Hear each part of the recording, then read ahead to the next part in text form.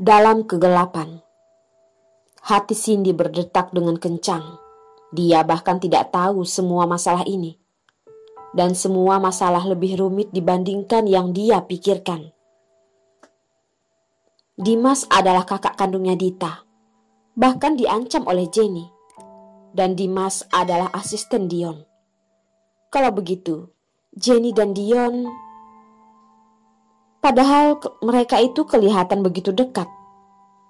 Sampai saat ini Cindy masih teringat foto di ponselnya.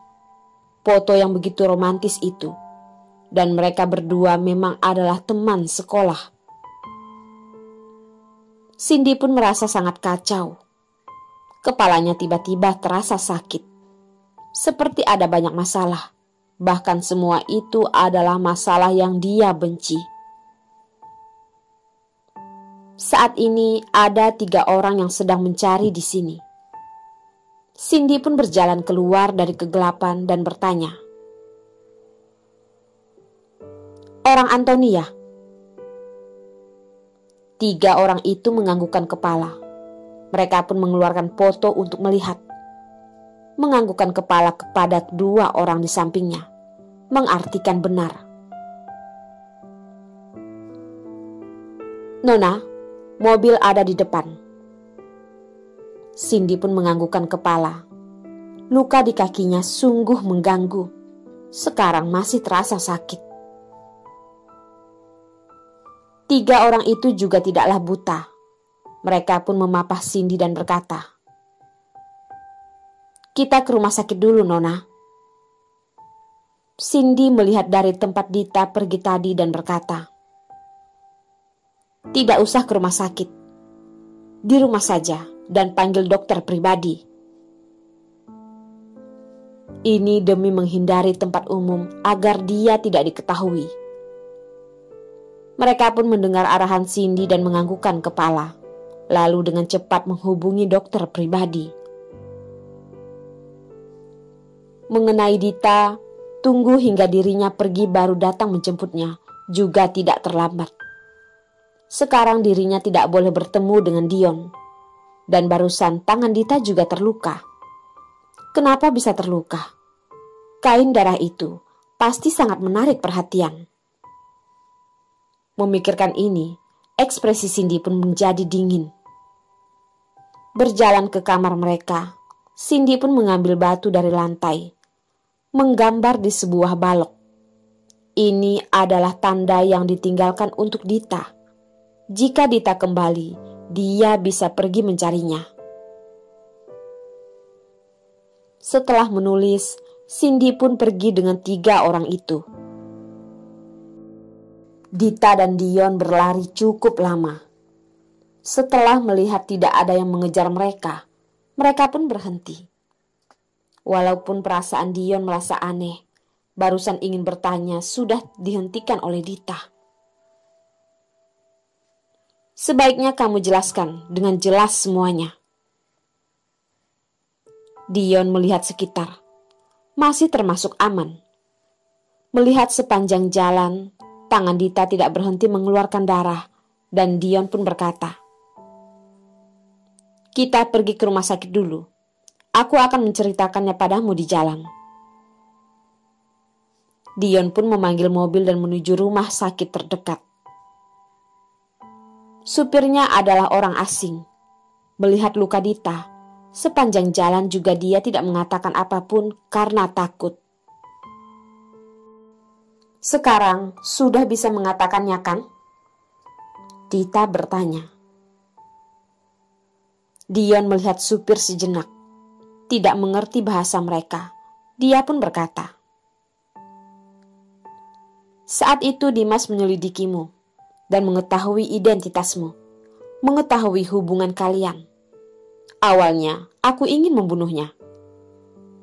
Dion berkata sampai di sini, dia pun dengan bersalah menyentuh hidungnya. "Dulu, apa yang ibuku lakukan sudah kamu ketahui. Jika Cindy mengetahuinya, dia pasti tidak akan senang." Dita pun berkata, "Saat itu Cindy mengira kamulah yang melakukannya." Oh, pantas saja. Saat itu sikapnya sangat dingin padaku. Namun lain kali mungkin tidak ada kesempatan lagi.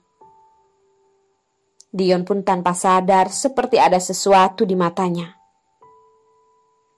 Dita tidak ingin mengatakan tentang Cindy dan bertanya, "Kamu teruskan bicara tentang Dimas." Dion menarik napas dan menutupi emosinya, lalu lanjut berkata,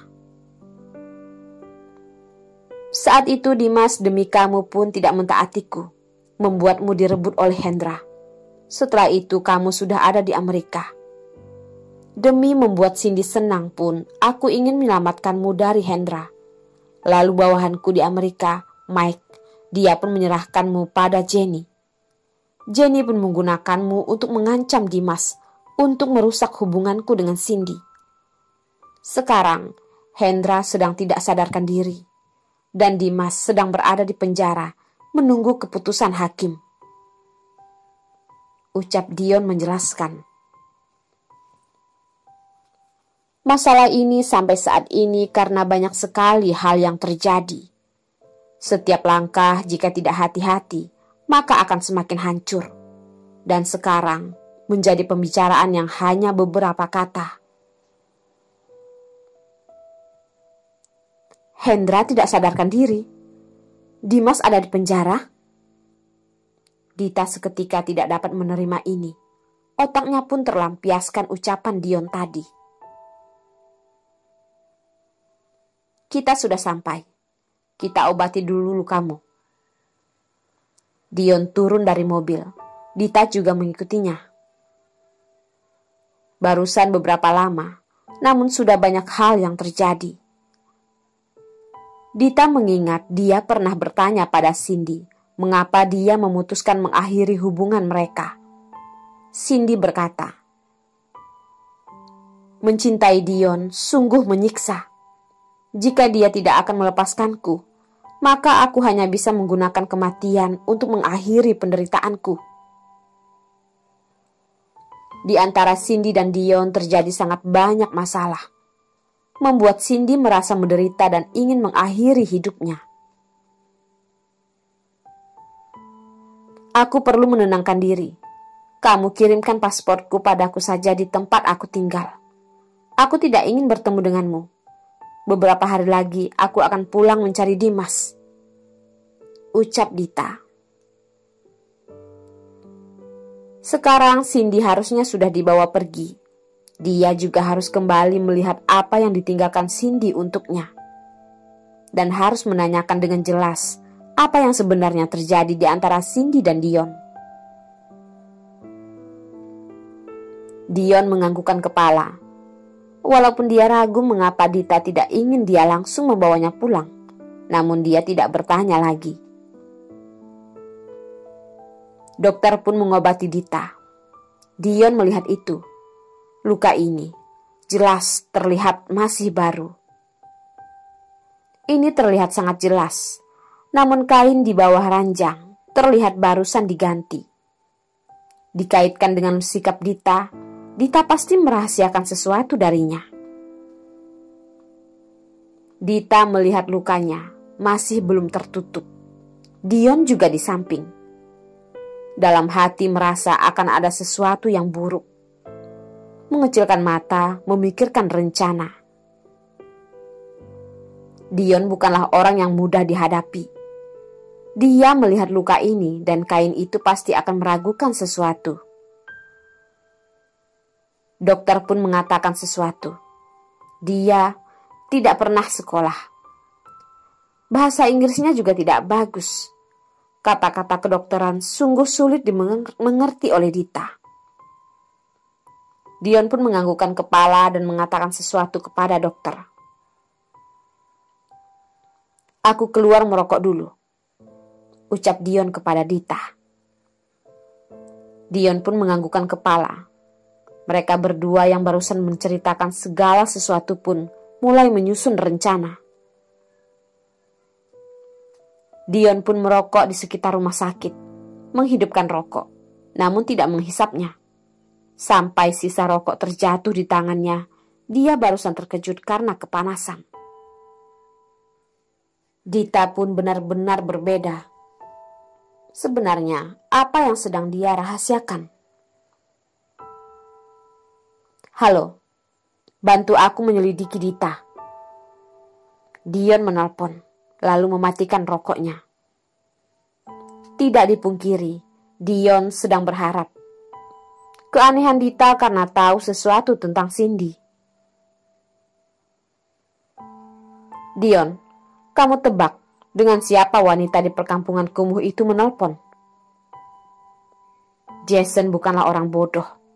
Dengan cepat mengetahui wanita yang dia kira Cindy itu bukanlah Cindy, namun Dita. Dion mengerutkan dahi. Kamu jangan bermain denganku. Jason pun berkata, dengan Anthony.